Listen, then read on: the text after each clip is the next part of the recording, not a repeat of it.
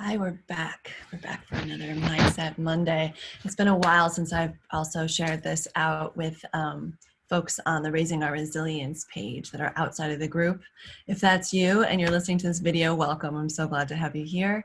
And just know that there are a bunch of these videos just stacked in our Raising Our Resilience parent group right now that you're going to want to check out, especially if you have been feeling just so many different stressors during shelter in place. I've been addressing specific questions that parents have been asking, questions that have come up in my own practice with my private clients and my immersion group of parents, my year-long academy group. And we have to get through this together. And that's why I created a space, the Raising Resilience Parent Group, which you're either in and listening to right here, right now, live, or the replay in the group, or you're checking out because you're outside of the group in the business page. But either way, I just want you to know this is it. Like, this is us. Like, we have each other. We can do this together. And I was just sharing, we just launched a July cohort with my Family Foundation immersion program, year-long program for parents. We just launched our July cohort, and what I noticed was that, this theme just kept coming up of, if you want to go fast, go alone.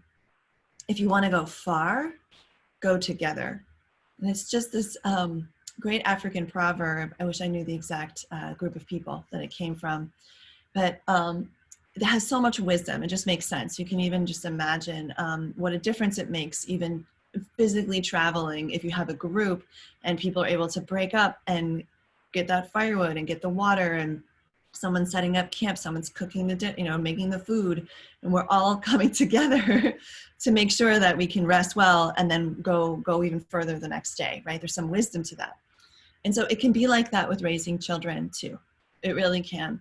One person's question you would have never thought to ask, you hear the answer, and the next thing you know, you just keep building tools, strategies, and mindset shifts that help you to get to a place where you feel like a really well-resourced parent who knows what to do, knows what to say, feels really comfortable and really confident setting limits, feels really calm and clear about how to approach big emotions, and even has some tricks up his or her or their sleeves about how to motivate children and ourselves, especially when things are hard like they are now, how to boost that motivation so that when we want things to get done, or we want to, get kids on board, we want better listening, we know how to do that in some kind and clever ways that don't have to involve bribing, threats, punishments, and rewards. Not that those are always off the table, but a lot of us would really like more tools and strategies. So I've designed a 3-day virtual retreat for parents to come to, which is at the end of the month, but right now here in the group. And if you're tuning on the business page, you're going to want to hop over to the group, click join group. We're going to be going through some motivation hacks. Now, I've already shared 3 ways to establish a new healthy habit. About 3 weeks ago. 2 weeks ago, I also talked about, a real brief overview of the 5 strategies in the ICARE model. And then last week, I took a pause on the trainings and really went in and answered some questions, real talk with real parents, questions that and topics of concern that parents had shared with me as they joined the group that I was able to address. Things like tantrums, meltdowns, how do I get kids on board with, screen time rules, things like that. So you're going to want to go check those out. Those are the last 3 videos that have been posted in the group. Today, we're going to take a deeper dive into 2 of the 5 ICARE strategies for boosting motivation. This comes from research. The 5 strategies come from my own experience in the classroom and teaching parents and educators for the last 20 years, as well as my body of research that I did for my master's degree in education, where I focused on motivation, particularly connected to building relationships and how having positive relationships is actually a really big motivator in life. And then I also borrow from 2 principal researchers that I just admire so much, Angela Murray, who is a Montessori researcher, and she heads up the research committee for the National Society of Montessori Educators, called AMS. And then Carol Dweck out of Stanford, who has this robust body of research around developing growth mindset. So I'm pulling this all together into this 5-piece model that happens to spell out something memorable: ICARE, I care. And 5 is easy to remember in 5 fingers too, which is really helpful when you're teaching this to the older kids so they can learn their own motivation hacks. Now, I recommend, just like I'm doing for you, split it up into sessions. If you teach all 5 of these to your students or to your children all at once, it's a bit much, right? I'm sure you can relate. Let's see, who do I have here with me? It looks like, I'm just gonna be making some sound maybe. Looks like I've got somebody here watching with me. Great, say hello. Let me know who you are, where you're tuning in from. Also, if you're on the business page, let me know. All right, and here we go. So we're here talking about 2 really hot hacks to be able to boost motivation so that you can use less rewards, punishments, bribes, and threats. And it's based on the 5-part model: interests, competence, autonomy, relatedness, and effort. And again, if you're tuning in on the business page, you know, the Raising Resilience page, you're not yet in the group, get in the group. You're going to want to access this and all the trainings that I'm leaving up right now because of shelter in place. Usually come down every month, but right now we have like March through July trainings up. It's pretty amazing. So many resources in the group. I have Diep here with me in the group saying hello. She's got a lot of distractions, so she may not be able to respond. I got it, Diep. Way to fit it in, even if intermittently. Well done. So here we go.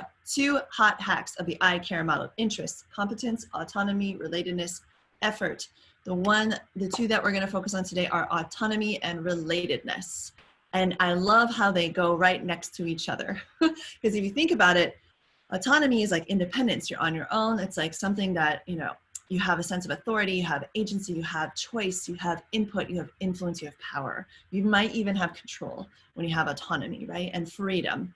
So that's like one aspect, right? The other aspect, relatedness, is really the way that we connect socially and emotionally with other people in ways that make tasks that would otherwise maybe have less meaning or be kind of lonely and boring and things like that more meaningful because of how we are interconnected and interdependent on each other. And also just our enjoyment of other human beings, right? So today, autonomy and relatedness, or relationships. How these 2 things are related to motivation. Let me break it down. So when you have a lack in either of these, oftentimes that's what's getting in the way of feeling motivated. Now, it's not the only thing that could be getting in the way. You picking up what I'm laying down? There are a lot of different things that I cover in motivation, my motivation research, and in my motivation model that I share with parents. But they are impactful. They're impactful enough to have emerged as like really important, you know, aspects to look at when you want to design an amazing classroom, when you want to run an incredible training, when you want to, you know, get a whole group of people on board with something new, when you want to help a kid push through with some difficult math problems, when you want to get kids on board with chores at home. These 2 do stand out, and that's why they made it into the model. Okay, so independence and autonomy. When people do not have a sense of kind of like self-importance within the context of the task, like what they say doesn't matter, they don't have any influence, they don't have a way to give input, they don't have choice, right? The freedom to choose either like what type, what kind, when and how something's going to get done. Those are all things that put on the brakes for motivation. Now, it doesn't mean that you need autonomy for every single thing at all times, but it sure helps, okay? So let me give you an example. You have a picky, you know, child, like a child who's like really kind of needing a lot from you in the morning and kind of pushing back on the getting ready of the morning, yeah? And generally it's going like, you tell them it's time to do something and they either do it or they push back. And it's just been this cycle. If you can relate, say, I hear you in the comments, or you're just not getting good listening, right? So one of the things that could be happening is that they don't have enough sense of autonomy. And what they're really doing is they're asserting their need for autonomy by pushing back. So instead of having an empowered sense of, I'm going to care for myself, I'm going to get my jobs done this morning, I'm going to have an amazing day, I'm going to come out of the gate strong, they're pushing back. Because the way that things are set up, perhaps, have not built in enough choices. So one of the things you could consider, first of all, is not just choices, but input, is sitting down with them and actually looking at the morning schedule with them and gathering their input. Do you think that it's a good idea for us to brush our teeth before, breakfast or after? What makes more sense to you? Great way to gather input, right? Do you think it makes more sense to lay out our clothes the night before or pick them out in the morning? And guess what? They get to be wrong. Like they get to choose the wrong thing and try it out. And then you come back and ask those same questions again. So how does it go? Does it still make sense to put on clothes, to get dressed the night before and lay out clothes or to pick them out in the morning? What do you think? How did it go? What you're doing is you're putting the responsibility back on them. So with autonomy, with independence comes great responsibility, right? So you're going to keep edging in their bringing in more choices, helping them reflect on their choices. How did it actually go? And then, refine and refine. But guess what they get to do? They get to be involved. They get to have input. They get to find out. They get to have a model for what it's like to design a little piece of your life, try it, problem solve with your collaborators, and then improve upon that plan and that routine or that execution, right? Doesn't that sound like someone you'd like to work with? Someone you would love to partner with in life who has those skills, right? So we're actually setting them up for life skills, but that's a whole nother topic. So back to motivation. Can you can you relate to how motivating it might be if you feel like you have more input, if you feel like you have more influence, if you can make more choices, if you have more of that opportunity to try, find out, and try again? My overwhelming sense and what I've experienced 100, maybe 1,000, maybe 10,000 times in the classroom with children and also my parents have experienced is that yes, this does count. Independence and having that sense of autonomy does count and means something. And sometimes letting a child know that you're in charge, but you still respect them is a way of showing that they do have some form of autonomy, even in the context of not having a choice. And what I mean by that is, for example, maybe you can highlight that this is something that just needs to happen. However, you will have autonomy in an hour in this other way, right? And just letting them know it's not me in charge of you, overpowering you for the rest of your life, the rest of this day, even the rest of this hour, right? It's like, hey, this is just something that needs to happen. We've got to do this. And then, and when we get in the car, you can totally pick the music, right? So, and it might feel a little bit like bargaining or negotiating, but you're just stating what is and letting them know where they can assert their autonomy and when they actually need to just get on board. Okay, so that was a nice big piece. So how could you use this hack? You might ask the question, is there a way I can give myself or the person, the child, is there a way to add more choice, input, or influence? Choice, input, or influence so that they can have a greater sense of autonomy, knowing that it also comes with responsibility, okay? And an acceptance of what is chosen and an openness to that input and a flexibility of allowing influence to happen, even if it's in a small way, okay? So there's autonomy for you. Put a bow on it. There it is, my gift to you. Play with this one. It's a really good one. Okay, now relatedness, relationships, how we're interconnected and what difference it makes. This is also such a huge, powerful one. Have you ever noticed that you'll do something, you'll be much more likely to do more if you know that it's going to have a positive impact on somebody else? Even as something simple as like donation or tipping or something, right? Like you'll tend to give more if you have a greater sense of how it's going to impact others. I mean, it's a really smart thing that fundraisers do all the time. They're like, if you donate $30, that buys school supplies for a child for a year, for example, right? I've heard that in several fundraising efforts for education programs abroad, especially where there's a lack of education opportunity. So, but in like finding out, I think that was UNICEF was one of them, that this much money actually has this impact.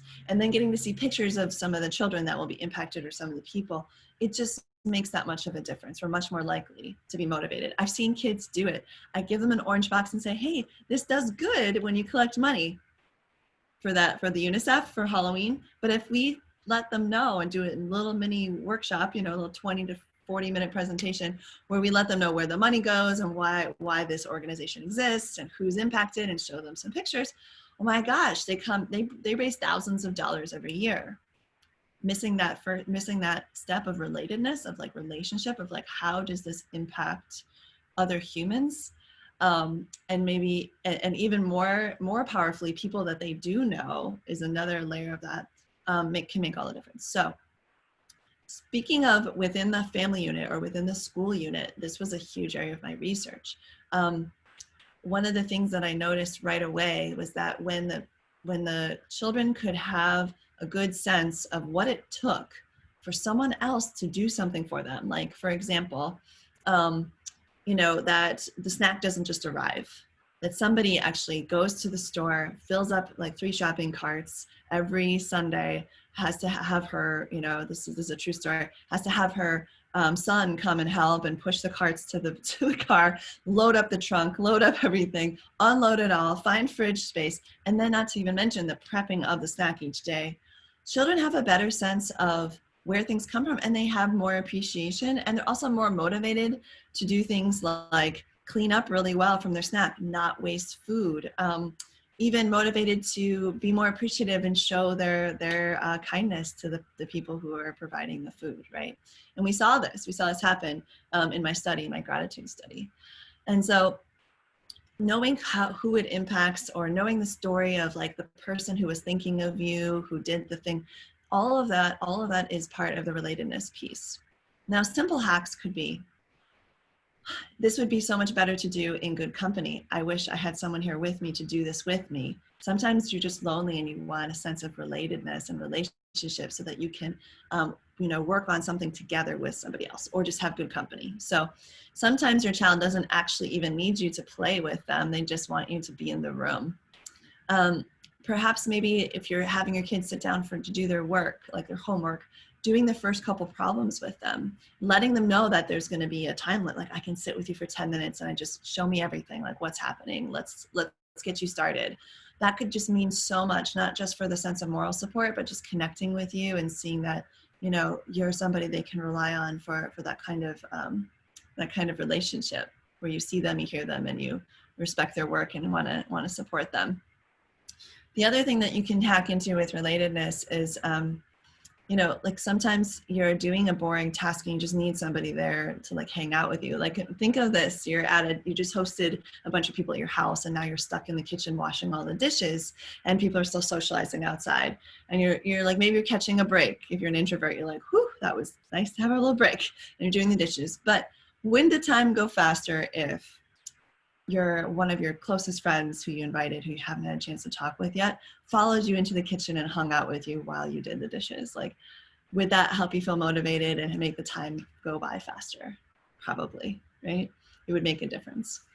The other thing could be really helping kids tune into the impact on others, even in a negative way, of something that they do, or for yourself, right? To just like, wow, you know what? If I don't get groceries today, we're going to be really like scraping out the bottom of the cupboards here tomorrow. I better find the energy to get up and just go take care of this. Okay. I'm going to do it. So the negative impact can be also motivating, especially for people that you care about. So I like to think about somebody, to motivate me. The example I gave a couple weeks ago was just thinking about, had been considering different ways to show solidarity with my Black community and my Black neighbors and my Black friends. And, one small thing I can do that is definitely not the final answer of what I could do, but just show some solidarity by putting some signs out on my house, right? And I was at the website thinking about, checking out on Etsy, checking out like a Black-owned business for some signs that say Black Lives Matter and things. And first of all, I was more motivated to purchase because it was a Black-owned business, because that felt like congruent with my values and what I was representing. So that was inspiring. So I thought, okay, I can impact this family that it creates these signs. Great. And then there had an option where for a discount you could order a 10-pack, and I thought, how it would feel potentially for my neighbors who tend to use this hill to walk up and down and exercise, a majority of who are African American and Black identifying, to walk by like a whole block full of signs that show some solidarity. Even though I know it's not the end of the story of how to transform society and combat systemic racism and be actively anti-racist. However, it's a small thing that I could do with just a bit of money. So I went ahead and got those. the big 10 pack. And then I went and walked around and had conversations with neighbors and those who were comfortable, put the signs up, and a lot, felt congruent with them. And next thing you know, like when you go up my block, there are 10 signs out. And if I hadn't thought about, my neighbors who walk by, if I hadn't thought about the business and who owned the business, if I hadn't thought about my neighbors and how they might feel having a chance to talk to another neighbor about these issues, I don't know that I would have hit, buy. I don't know if I would have. So just thinking about the impact on others can make such a difference in relatedness. Hearing about how folks are thinking and doing things on our behalf can really expand our sense of appreciation and connection and motivate us to do more and to be kinder and to be more involved and engaged. In my study, when I really focused on the positive relationships piece and expressing appreciation, there was a huge boost in homework completion, turning it in on time, being on task with academic subjects, and behaving better in extra classes. Kids reported, higher level of, satisfaction with school. Teachers reported a higher level of engagement and just general kind of sense of positive culture in the school, just from, an 8-week intervention of bringing attention to these relationships and infusing the community with these appreciation practices. So much is possible. Okay, so to recap, autonomy, find ways that there can be input, influence, right? And really and choices, and really build those in. For relatedness, tune into the meaningfulness or the impact, whether good or bad, of being motivated or not motivated, and see how it soon boosts your motivation. Share stories of how folks are doing good work and making efforts from their heart for your on your children's behalf, right? People who want to see them grow and learn and succeed and be healthy and be safe, and help them see how much community and support they actually do have in their lives, and it will absolutely boost their motivation. So can you see how we can bring together autonomy and relationships, relatedness, and have these two side by side and not in conflict, and can actually boost our motivation? So for your integration, for you to be able to take something away from this, I would like for you to write in the comments, what is something that you could do to boost your child's motivation, either from the autonomy perspective or from the relationship relatedness perspective, or both. Just type one thing in the comments, let me know what it is. And that'll give me a sense of what you got out of this, and it'll also help us to do some collective note-taking from this training. Thank you for tuning in. I'm so glad you're here. I have one birthday wish I wanted to share with you. So next Monday is my birthday. And one thing that I would just love to do is to continue to grow our community here in the Raising Our Resilience parent group. So if you're listening, outside of the group, go ahead and share this post with a bunch of friends. Let them know that you're learning about motivation hacks and that they can too. Let them know that there are these free resources out there. Just share the post and they can decide if they want to join the group or not. Yeah. If you're in the group, just go head over to this sweet little area and on the page that says invite friends. It's really nice. It's really nice to be able to just like head over there and say, hey, you want to come over? And what it has is a little window where you can type in your friends' names. So if you're listening to this, I'd love for you to do this right now so that you kind of do it while it's fresh. What you would do is you would head over to the Raising Our Resilience parent group page, which you may already be on. That's how you're listening to this. And you might see this right here, that there's an invite members section right here. Yeah, see this? And you can enter the name of a friend. And if they're not a member yet, you can click on them and just invite them. Now, if you wanted to add a little memo, you can just say, hi, I found this great resource. Join me, something like that. Like this, and then you can hit invite, and that's when, or here, and then you can just pick people that you want to invite. You can just do the drop-down menu, or you can type in people that you think of. Now try to think of folks who have young children, of course, who've been stuck and stressed in shelter in place, and would just love to have more ideas of how to motivate their kids, how to navigate big emotions. Maybe they've complained about their kids' meltdowns. Maybe they've complained about kids not listening. Maybe they've complained about managing their own mood and stress during this time. And think of it as a kindness, like that it's a kindness to be able to share with them these strategies and tools, and it's absolutely free. And so why wouldn't we, right? And it would be a great gift to me for my birthday next Monday to hop back on here, having a bunch of new folks in with us that are connected to you, connected to folks that are already in my community. What we put attention on grows, and if we want to grow a robust, resilient community for ourselves, we're going to do that by showing up here, by commenting in these posts, by inviting our friends and bringing them in so that we can share resources and be stronger together. So head on over into the Raising Our Resilience parent group. If you haven't joined yet, you just go to join group. If, head over to the Raising Our Resilience big page and hit join group. Or if you're already in the group, just go head over to that little invite section and invite 10 friends. 10 friends. We can all think of 10 people who can benefit from resilience boosting strategies, people with children. I know we can.